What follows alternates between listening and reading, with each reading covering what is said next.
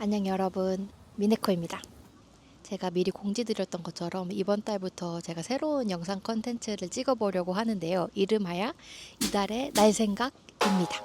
가공되지 않은 본연의 것이라는 날 것의 사전적 정의처럼 제가 매달 하나의 주제를 정해서 여러분들이랑 저의 생각을 조금 가감 없이 이렇게 이야기 나눠보는 영상을 찍어보려고 해요. 영상에서 제가 계속 이렇게 이야기하는 게 주가 될 것 같아서 조금 영상만 계속 보시면 지루하실 수도 있으니까 약간 뒷배경처럼 라디오처럼 틀어놓고 뭐 집안일을 하셔도 좋고 아니면 이동 중에 팟캐스트처럼 들어보셔도 좋을 것 같아요. 제가 야외에서 영상 이렇게 찍어보는 건 처음이라 마이크의 수음이 잘 될지 걱정이긴 하지만 한번 열심히 찍어보도록 하겠습니다.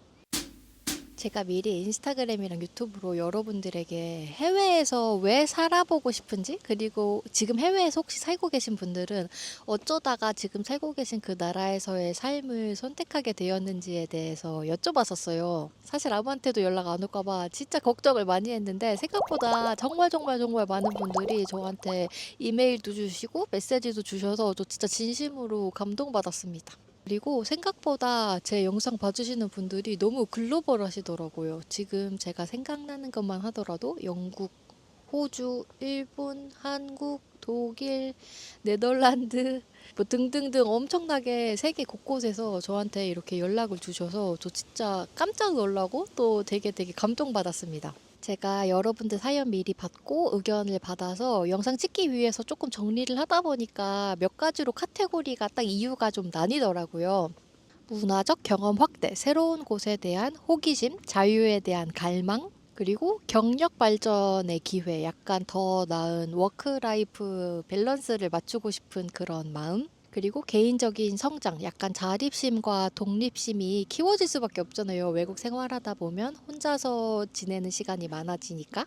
그리고 삶의 질 개선, 뭔가 한국 사회만이 가지고 있는 그 특유의 눈치 문화에서 벗어나고 싶다는 그 욕구와 나이 압박, 그리고 또 한국의 빨리빨리 문화가 있잖아요. 그 빨리빨리 문화를 떠나서 조금 슬로우 라이프를 살아보고 싶은 마음이 있는 분들이 꽤 많더라고요.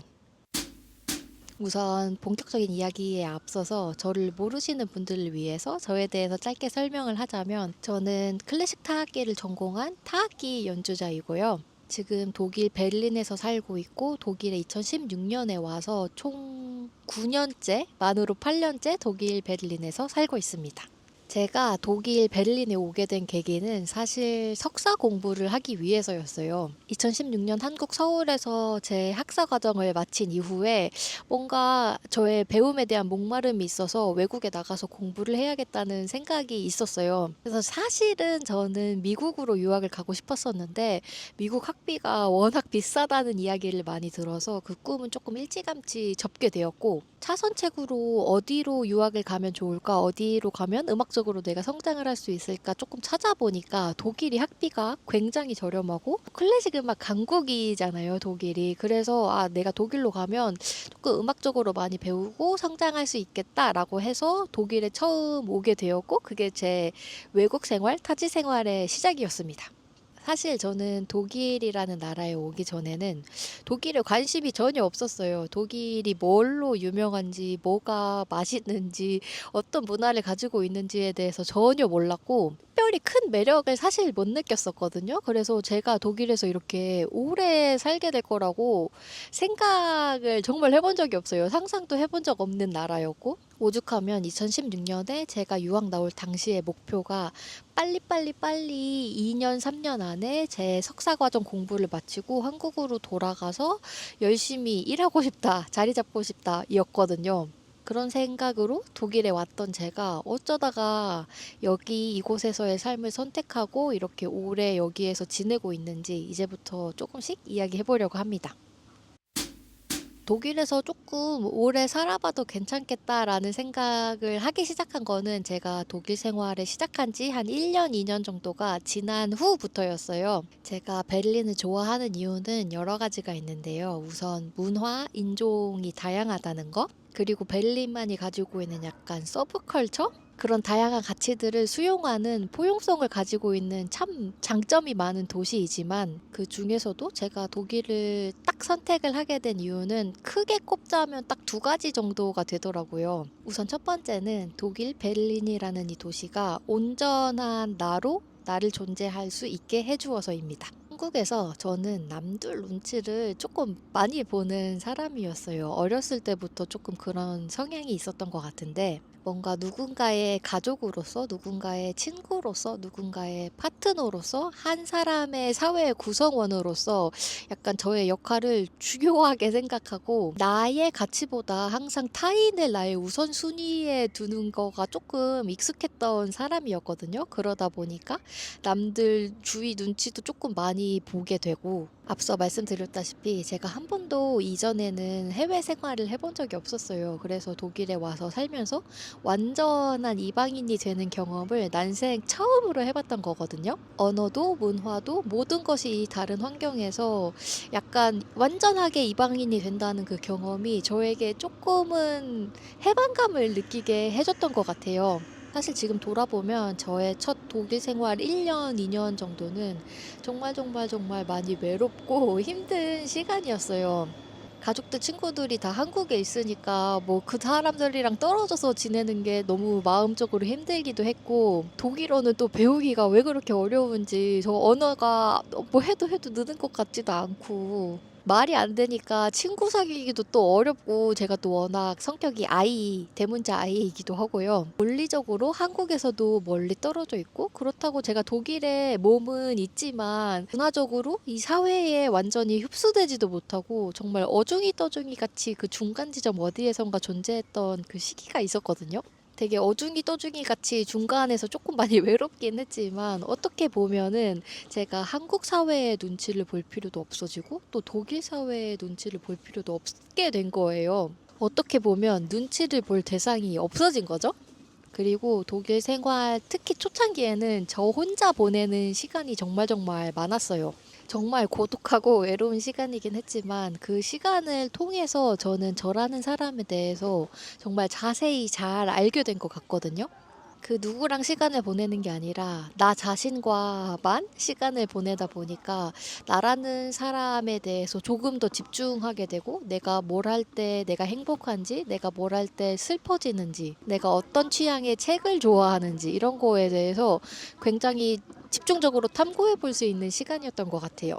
나라는 사람에 대해서 더 잘 알게 되고 또 그 어디에도 끼지 못하는 그 어중이 떠중이 같은 그 속성 때문에 그 누구의 눈치를 볼 필요도 없어지니까 어느 순간부터는 제가 하고 싶은 대로 저의 모습 그대로 살 수 있는 방법을 조금씩 깨우치기 시작한 것 같아요. 물론 아직까지도 저도 똑같은 인간이기 때문에 남들 눈치 볼 때도 있고 남들 시선을 신경 쓸 때도 있지만 그래도 제가 이제는 한국에 가더라도 아니면 여기에서 사람들이랑 만나서 일을 하더라도 조금 의연하게 내 모습 그대로 그 자체를 보여줄 수 있게 된 것 같거든요. 그리고 사실 제가 어떤 방식의 삶을 선택해서 살든지 남들에게 피해만 주지 않는다면 그 누구도 저의 삶의 방식을 뭐라고 할 수 없는 거잖아요. 또 내가 뭘 하고 어떻게 살든지 사실은 사람들은 타인에게 큰 관심이 없기 때문에 뭐 내가 하고 싶은 대로 하고 이렇게 살아도 큰 일이 일어나지 않는다는 거를 한번 깨닫고 난 다음부터는 거기에서부터 오는 묘한 해방감 같은 게 확실히 있었던 것 같습니다. 또 이건 저의 개인적인 생각인데 한국은 실제로 땅덩어리가 작은 편이잖아요. 인구 대비. 그런데 그 작은 땅 안에 정말 많은 사람들이 모여서 살고 있고 그리고 그 많은 사람 중에서도 대다수의 사람들이 서울이라는 하나의 도시에 또 모여서 지내고 있잖아요. 대한민국 사람 5명 중에 1명이 지금 서울에 살고 있다고 하더라고요. 실제 물리적으로도 많은 사람들이 붙어서 살다 보니까 서로가 서로를 더 자세히 잘 볼 수밖에 없는 구조인 것 같거든요. 서로가 눈에 더 잘 보이다 보니 민감해질 수밖에 없고 서로의 눈치를 볼 수밖에 없고 그래서 사람들이 어떻게 보면 트렌드에 굉장히 민감하고 유행도 빠르게 반응하고 뭐 그런 장점들도 있지만 서로의 눈치를 조금 더 잘 보게 되는 그런 단점 같은 것도 있는 것 같아요. 참고로 제가 지금 살고 있는 도시인 베를린은 독일의 수도인데 유럽 연합 중에서도 최대 인구가 살고 있는 도시라고 하더라고요, 베를린이. 인구가 370만 명으로 엄청 많은 편이지만 면적은 서울보다 1.5배가 크고 그래서 인구 밀도는 훨씬 적은 편이거든요. 이런 구조적인 것들도 어떻게 보면 이런 눈치 문화에 많은 영향을 끼치지 않을까 하고 개인적으로 생각을 해봅니다. 두 번째 이유이자 사실상 저에게 가장 큰 이유이기도 한데요. 제가 독일에서의 삶을 선택한 가장 큰 이유는 바로 더 나은 커리어적 선택입니다. 이거는 어떻게 보면 조금 더 개인적인 이유일 수도 있을 것 같아요. 왜냐면 제가 클래식 음악을 하는 사람이고 또 독일이 워낙 클래식 음악 시장이 크고 강국이다 보니까 클래식 음악을 하는 사람들에게는 독일이 또 베를린이 엄청 천국 같은 곳일 수도 있거든요. 실제로 많은 유명한 클래식 연주자들이 독일 베를린을 선택해서 이곳에서 살고 있기도 하고요. 클래식 음악뿐만 아니라 다양한 분야의 아티스트들이 독일 베를린을 베이스로 활동을 하고 있기 때문에 예술을 하는 사람으로서 문화적으로 누릴 수 있는 이점이 확실히 많은 도시인 것 같아요. 다양한 예술 분야 행사들이 동시다발적으로 워낙 빠르게 많이 일어나다 보니까 저 같은 사람한테는 이곳이 기회의 장이 될 수밖에 없는 거죠. 제가 음악을 하는 사람이긴 하지만 저는 사실 굉장히 다양한 분야의 예술에 엄청나게 큰 관심이 있거든요. 음악하는 사람이라고 꼭 음악에서만 영감을 얻는 것이 아니듯이 엄청 다양한 분야의 예술, 뭐 예를 들면 연극, 퍼포먼스, 춤, 음악도 굉장히 다양한 장르의 음악들이 있잖아요. 제가 베를린에서 지내다 보니까 이렇게 다양한 분야의 사람들이랑 함께 일하는 기회가 많이 생겼고 그 많은 사람들이랑 함께 협업해서 일을 하다 보니까 자연스럽게 사실은 이 다양한 분야의 예술들이 다 연결되어 있다는 거? 서로 영향을 주고받을 수밖에 없는 관계라는 거를 참 많이 느끼고 배웠거든요. 다양한 분야의 예술가들이 베를린에 살고 있기 때문에 내가 이렇게 커리어적으로 음악 이외에 많은 거를 다양하게 넓히고 싶다면 베를린이 적격인 도시일 수밖에 없겠다라고 생각을 했어요. 제가 음악을 하는 사람이지만 마음속 한켠에는 뭔가 음악이라는 카테고리 하나에 나를 조금 가둬두고 싶지 않다. 조금 더 다채롭게 나의 예술적 반경을 넓히고 싶다는 마음이 늘 있었던 것 같거든요. 더 나은 저 개인적인 성장이랑 또 다채로운 커리어적 경험과 반경을 넓히고 싶은 그 마음이 스멀스멀 이렇게 커지다 보니까 그래 조금 힘들어도 독일에서 조금 더 지내보자 이곳에서 살아봐야겠다라는 생각이 더 커졌던 것 같아요. 그리고 또 독일이 예술가에 대한 인식과 대우가 또 참 좋은 편이에요. 제가 외국인임에도 불구하고 국가적으로 제가 보호받고 있다는 느낌도 많이 받거든요.